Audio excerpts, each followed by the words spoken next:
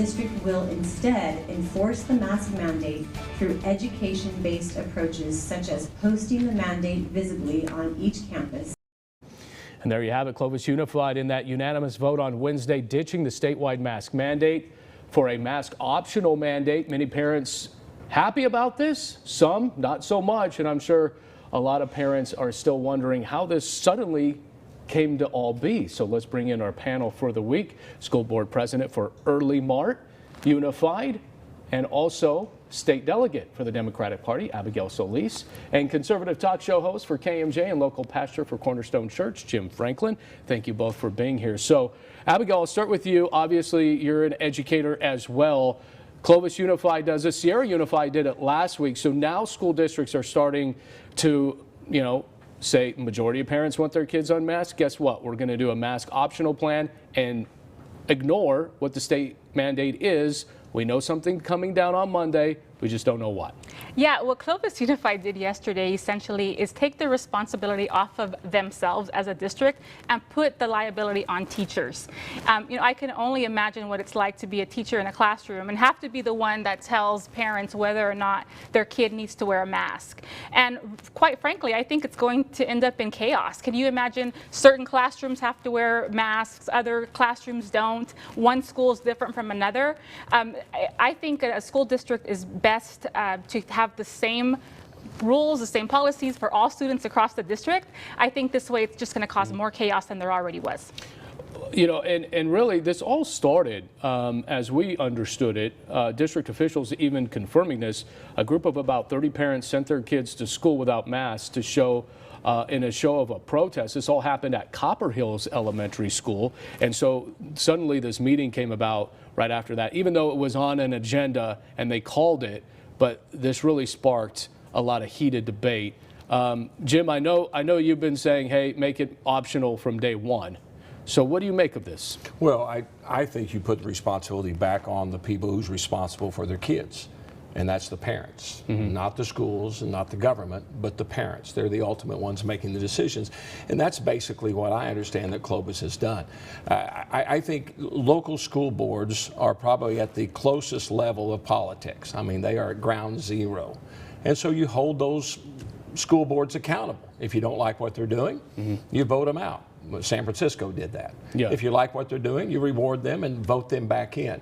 And so I think they were responsive to what the parents, the citizens of Clovis want to do. If they're not, they'll face the consequences for that. But I think they were responsive.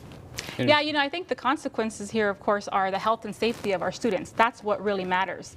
And as a school board member myself, I know that it's been tough to make these COVID-related decisions. However, we do have to remember that not everyone is against the mandates. 30 parents showed up to argue against it, but there can be thousands of parents that support their kids wearing masks at school. And Jim, I'll just point out, you talk about elected officials, the board members are elected officials, and they're supposed to make tough decisions in the best interest for everyone, not just a select group. No, I agree. I think they're to represent the views of the people. I think that's where we've messed up, is that we've empowered elected officials to say, all right, you do the decision making for us.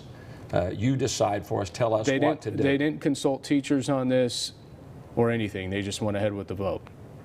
You okay with that? Is that a question, or? Yeah, you okay with that? The fact that they didn't consult teachers, but they kind of put the onus back on the teacher, saying, hey, if they're in your classroom and they don't want to wear a mask, it's up to you to tell them wear a mask, not wear a mask. So ultimately then the school board will be held accountable for what they do. I think they make the right decision. And I think that's based on the track record that we see across our nation of schools that are doing this, that are finding it safe, all the way from Florida to Texas to several others that are doing this. So it's not that just we're in a void here. We've got a lot of track record to look at what other schools are doing, and that it has been proven to be safe. Real and quick, that the scientists have gotten it wrong many times on the mandates back and forth. Real quick, a COVID bill by State Senator Richard Pan says that COVID testing will now be up to school districts. Now, like Clovis Unified, they got rid of tracing, and they're not going to mandate any kind of testing or anything like that. and it would be funded by the state. Again, this is a proposed bill. Should it be now left up to the districts to do some kind of testing program, or should this still be state mandated? Yeah, with COVID restrictions being lifted and safety precautions being removed from schools, the least we can do is offer free testing, for our students and our staff. And when you think about it, your schools are well equipped to create plans like this. We've been creating plans throughout the pandemic, and any opportunity to provide data to parents, to staff, to teachers about who's testing positive, what the positive rate is in your district, I think is very informative, and it's a win for everyone. Real quick, Jim, I got 20 seconds. You want to put a bow on it? All for information. I think nothing wrong with gathering information. It's when we mandate that how we gather that information. I think that's where the problem is. All right. We got a lot to talk about. Campaign season is here. All right, but coming up next, State Senator Melissa Hurtado has decided to bow out of the Senate District 14 race against Ana Caballero. She joins me next on her new move and hopes to keep her Senate seat in Sacramento.